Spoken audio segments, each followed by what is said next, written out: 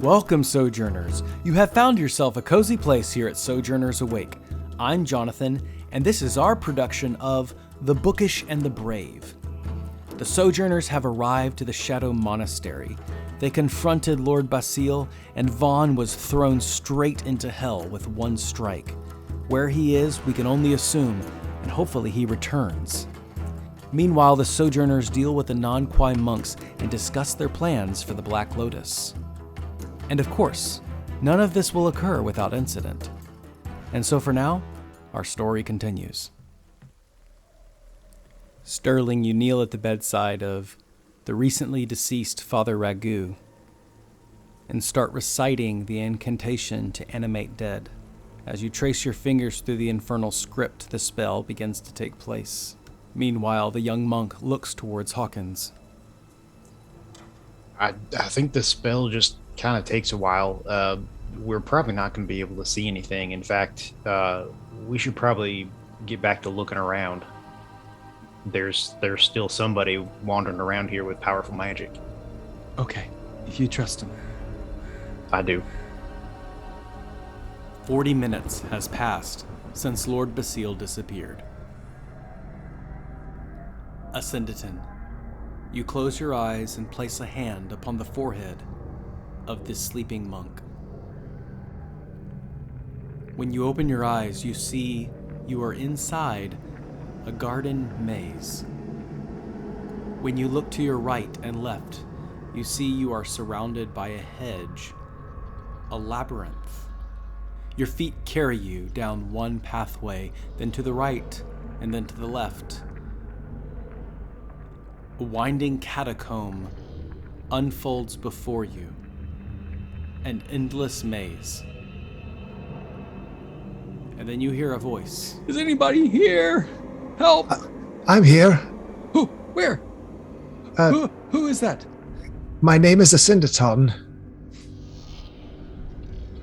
Where are you?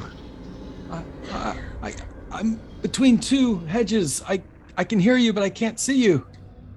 Keep talking. I'll try and make my way to you. Okay. I'm lost. I think I died. I'm afraid I died. I don't think so. I think you're just very heavily asleep. Placing one hand on the vines, you lead yourself towards the path and triangulate where the voice is coming from. Then you come around the corner and you see a man in monk's robes. There you are. Identical to the one you're standing over. How did we get here? Where are we? I'm not entirely sure, but I think you're just fine. Thank you. He looks around as if to ask, where are we? What is the last thing you remember? I was looking for a man in the bathroom. I was afraid, so I kicked open the door. Mm-hmm. And no one was there. I was disappointed because I thought maybe they escaped. So I looked for signs and tracks, and then I heard a voice singing, but it was not. I was thinking I was looking for a man. This was a woman. I don't know why I followed the voice, and my partner insisted we go back and tell someone. But I thought I might find the answers near the voice, and it doesn't make sense. We only have 2 women. Someone has snuck into the monastery, and I fear it might have been her. It was, yes. They snuck in. That's what I thought. And then we went around the corner into the room, and I said the passcode.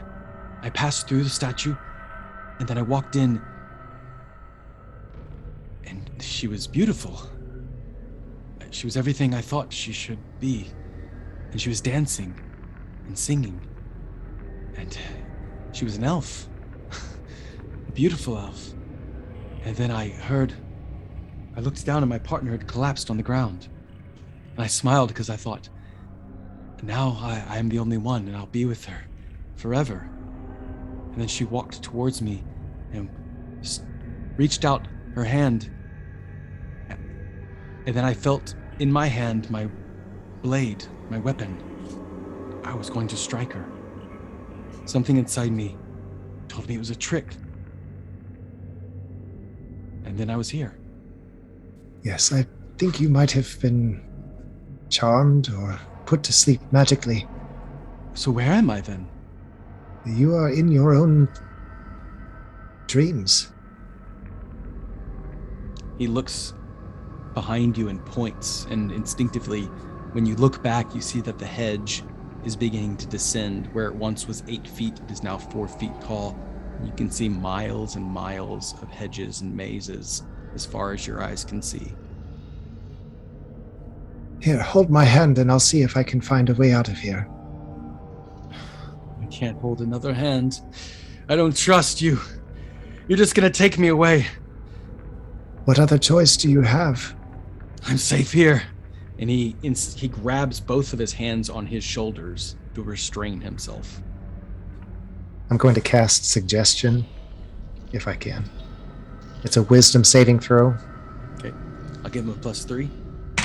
against a DC of 15. 14. I think suggestion inside a dream is called inception.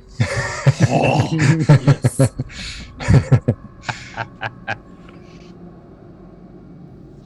Hearing your words, he does not only take your hand, but extends his arms and grabs a hold of you in a full embrace.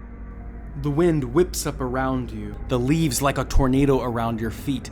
The hedges to your right and left begin to descend, and as you look down where there once was ground, there are now deep rivets carved into space. The maze begins to move through you, and then suddenly, you return to the room, the monk clinging to you.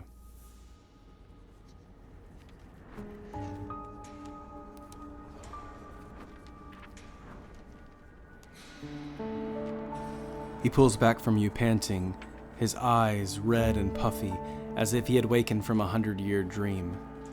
He holds his head in pain, and his breathing begins to slow to a steady pace. Asyndeton rocks back and smiles gently at him. There, you're safe now. You're back. Yes. The monk looks around the room, reorients himself. I am back.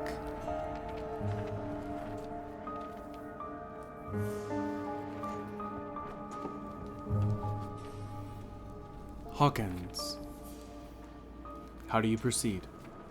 Hawkins is looking basically in shadows. He's not sure all the ways that someone could use magic to hide, so he's focusing on the ways that one could physically hide. So he's looking in dark corners and that sort of thing.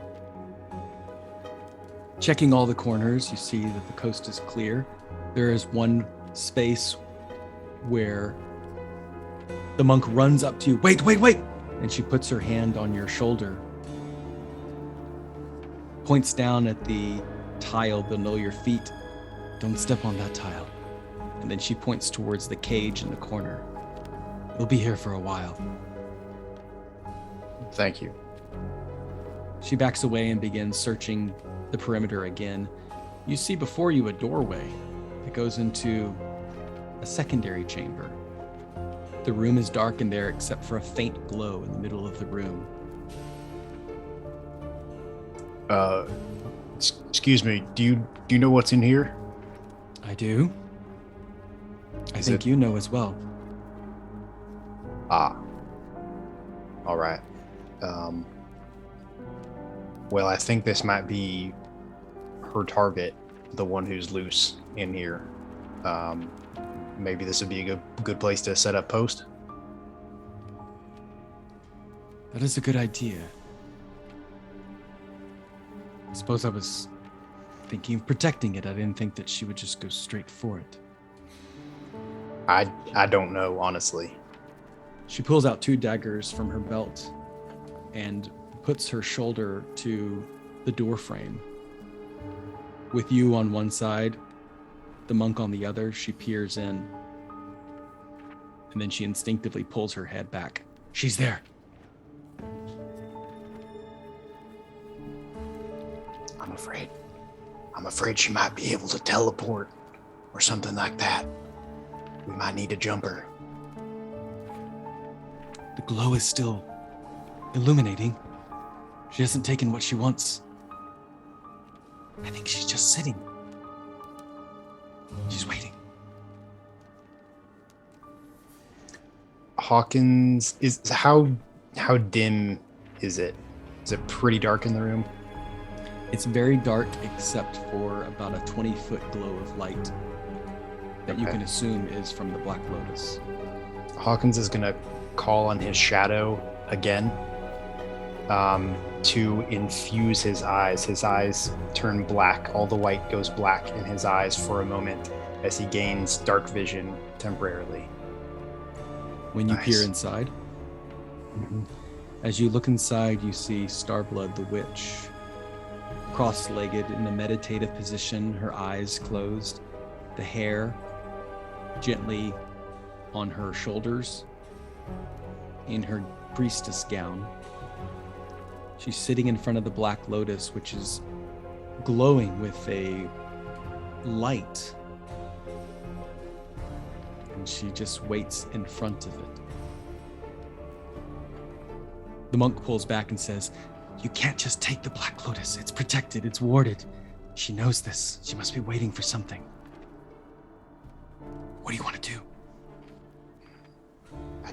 I don't know exactly how powerful she is. We should go get some help. But if she's gonna be, as long as she's gonna be sitting there, I don't know. I don't know what she's waiting for either. 50 minutes has passed since Lord Basile disappeared. Sterling, I need you to make an Arcana check.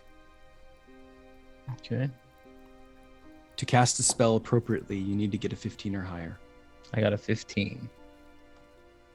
Sterling, when you complete the spell, the scroll disintegrates into a flash of fire that singes your fingertips.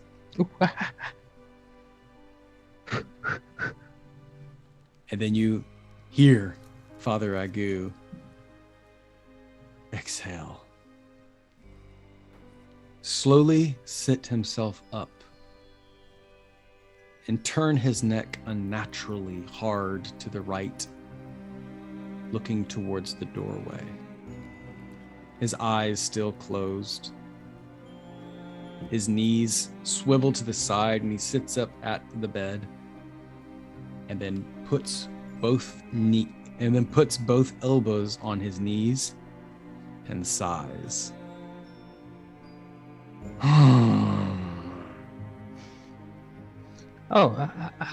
Hi, welcome back. I don't really know what I'm doing. It felt kind of weird. Ugh, I feel kind of dirty.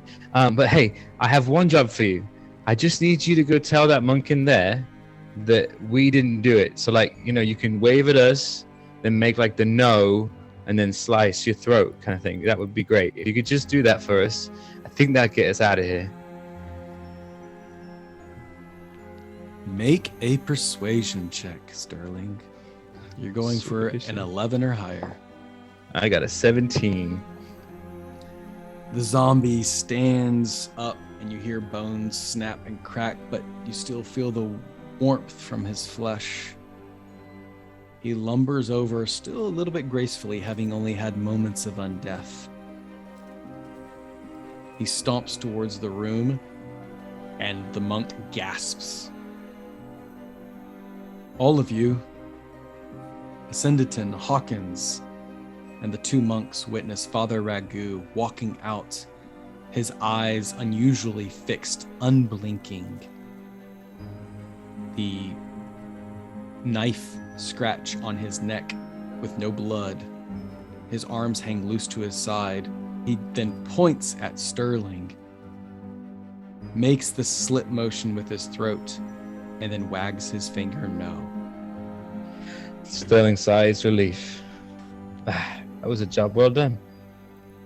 What is this? What? Are you okay? Father, are you alive? I don't think he can talk. Why can't he talk? What did you do? Did you heal him? you see that slit in his throat, right? That's why he can't talk. But no, I had this spell from this guy. He was a half demon. He was a good guy, but anyway, he gave it to me, and I just thought I'd use it and see if anyway, there goes my words again. Anyway, needless to say, as you just saw him witnessed, he just said we didn't do it. So Are you saying that this is a abomination? That that's not Father Ragu? It's his corpse. I don't think he would lie to you. I think that you have committed a grave crime, my friend.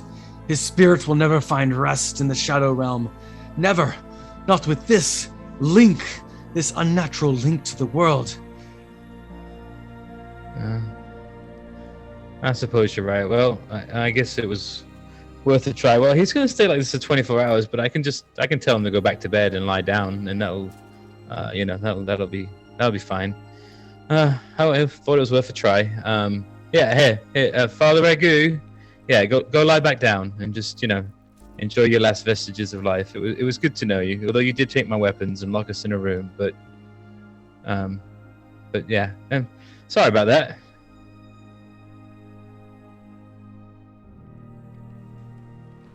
Hawkins. Having seen Father Ragu come out of the room, Hawkins will come back carefully, trying not to step on any of the things he wasn't supposed to step on before, and say to those who are standing around, well, we found the woman. She is sitting next to the Black Lotus. Well, I'm not sure exactly what's going on with Father Ragu walking around like that, but I think she's going to be our number one priority right about now. Yeah, that was my bad. Well, as far as I know, we already have one of the enemies in the bag, so to speak, and the other we know we have found. I don't know what she's waiting for, but we might be able to get a jump on her. It might do to observe her for just a moment to see if I can determine what she might be doing. I have no guarantees, but perhaps I've seen something like it before. Be careful. She's tamed dragons, that one. She's not one to mess with. I'm pretty sure she had a hand in bringing me back from the dead. Not like I brought Father Ragu back from the dead. Obviously, as you can tell, I'm a little bit more capable than he was. But yeah, I would steer clear of her. And Sterling's gonna feel at his ribs and realize that he's still injured a little bit from his last fight and heal himself. The monk that I spoke with in his dreams indicates that she is very powerful. So I shall approach with caution from a distance. And so I guess I head in that direction and stand there for a moment quietly and observe. As you peer around the corner, you see Starblood, the elven witch, sitting cross-legged, closed eyes in front of the Black Lotus. As the soft purple light reflects off her face, you see that she reminds you of someone you already know.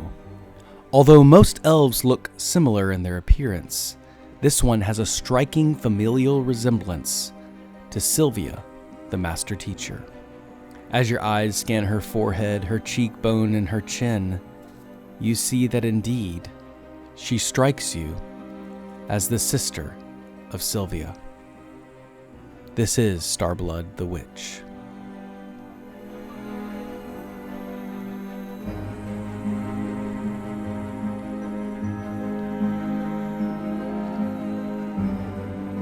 Am I able to tell what she's doing? So putting aside the fact that I understand who she might be, I'm trying to gauge what she's getting at. She sits there quietly, like a serpent coiled. She meditates and waits.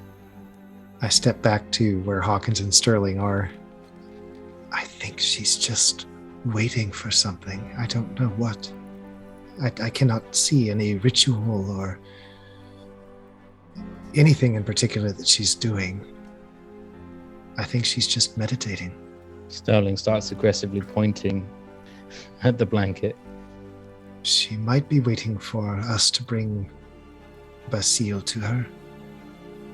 I don't know. What do you Well, think? The Black Lotus is right there. That's what they came for. I have no idea why. I don't think they want to bring this Menusa back. Can't imagine who they would want to bring back, but all I know of their dealings in the past, it's all been quite nefarious. So, I don't know, but I definitely think if we can keep them separated, it might be easier to take down one than the other. But Hawkins, what did you do exactly? How long is this gonna last? Like, Well, I'm keeping track of the time, and when he shapes back, I will record it in my journal. are you gonna do more than that, mate? Well, yeah, I'll hopefully be able to deal with Lord Basile a little bit first, but and then live to put it in my journal, because Old Man Whiskers asked me to learn about this stuff. That guy, isn't he like high on engine juice the whole time? Always, yes. Yeah, that sounds about right. Is there Asyndeton, is there anything in what you know about the Black Lotus, about it only being about any awards that are on it? The monk here was telling me that you can't just walk in and grab it. It is not out of reason for there to be some kind of protection upon it, given how sought after it is. But naturally, any writings about it have been very vague to keep the protection safe. I wonder if she's waiting for the moon to get to a certain place in the sky or something along those lines. This place is strongly tied to the moon, it seems. That is indeed a good conjecture, Master Hawkins. The monk looks at you, Hawkins. Are you going to take the Black Lotus? That is the mission that we were sent on. But we will listen. You cannot take it. It must be protected, for it is only the non-Quai that have this right. It is to resurrect our leader, Menusa. Doesn't the Lotus come every some odd number of years? Why haven't you done it in the past? Before he died, Menusa put a very powerful shield over the Black Lotus so that no one could take it and live. We do not consider ourselves worthy. We have always waited for Menusa to return somehow in another form, take the Lotus for himself. This would be poetic and fitting. It is dangerous and even deadly to take the Black Lotus. Well, I bet Vaughn could get it. Problem is, he's not here. It is very tempting to ask you to take it, or at least try, to only have you give it back to us now that we know your mission. But it belongs to Menusa. It is his right. I have a couple of thoughts on that. Would Menusa be able to plant another lotus of this sort? You probably wouldn't know that. He lived a long time ago. There was a legend that Menusa stashed extra seeds somewhere. Father Ragu would know, but he never told us. Well, something this powerful, I can certainly understand that. I wonder... You seemed not to lack that Lord Ragu was animated for a little while by my friend there. He was just angry because he respects Ragu, but in theory, we are all shadows. We're not real. We are from the Shadow Realm. We're all undead, as you would call it. We're just here on the mortal plane for a time. Waiting for the right person to come and take the Black Lotus. It's our curse. Only you don't want them to take it. Just Not too far. No, not too far. But just long enough. I think she knows that same thing. Well, I know that it would certainly be... we could certainly help you make sure that she's not the one who gets it. That much at least I can promise you. Because she and her pal are bad and would use it only for evil. It's hard to say if anyone can use the Black Lotus for anything other than evil. Given what you know of its protections, is there a way to get it without incurring death? I can send that already dead Ragu to see if he can grab it. I mean, we just got that Starblood there, just kind of watching out the way. I mean, he's just hanging out, lying down in bed. I mean, I'm just saying. It's worth a shot. What do we do about Starblood in there? She's gonna notice that. I hadn't thought of that. We've not had the opportunity until now. But that's not Father Ragu in there. And it obeys your commands? I mean, he came in here and told you I didn't slit his throat, but he did as I asked. I mean, it's worth a try. So what's the plan with Starblood? Can you have any more of this stuff to turn her into sand, Hawkins? I think that was just about all. There's might be some more drips in there, but not enough to make a circle, I don't think. I think we do it the old-fashioned way. All you have to do is reach past the shield and grab the flower. It's just a matter of surviving the pressure once it's released. This is as far as we've gotten. I think there's hope. In her excitement, she rushes over to the older monk and the other two who have recently awakened. You can see them wagging their heads in disbelief and wonder, yet the hope does not drain from her face. She brings the older monk back to you, Sterling. If what you're saying is true, then you have brought us hope today. We thank you. Yeah, that's what I was meaning to bring. Yes. Well, how do we proceed? Sounds like we're gonna go distract this Starblood, and then while we're doing that, I'll tell this guy to go and see if he can grab the flower. We need somebody to keep an eye on this blanket here. But yeah, I think I really do wish Vaughn was here. Aramonte stands next to you, Sterling, tugs on the hem of your pants and says, "So do I, Uncle Sterling. So do I." We'll find him. He has a way of coming back to us. Every story comes to an ending, so for now we must conclude. Thank you for listening, Sojourners. Your attention will not go unrewarded, and we look forward to continuing this adventure. If you enjoyed this background music and ambiance, you should visit Tabletop Audio. Find them at www.tabletopaudio.com. And take the time to sojourn with us. For articles on playing your very own tabletop role-playing games, visit www.sojournersawake.com or subscribe to my newsletter on Substack for heartwarming stories around the table.